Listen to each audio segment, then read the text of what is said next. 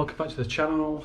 Still on Jeju Island. I'm just about to leave the apartment. I'm going to walk down to the airport to go and meet my good friend Han from beautiful Korea.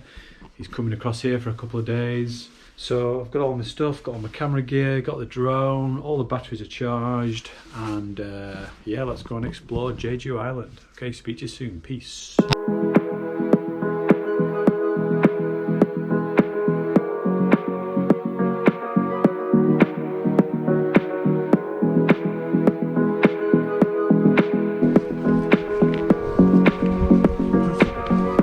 Jeju juice.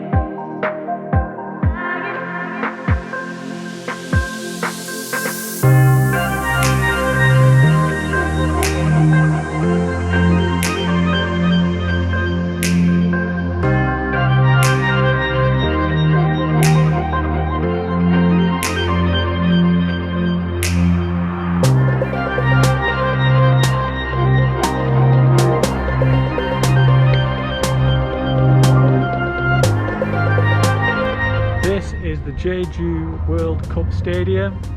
Brazil beat China here 4-0, Paraguay beat Slovenia 3-1 and Germany beat Paraguay 1-0.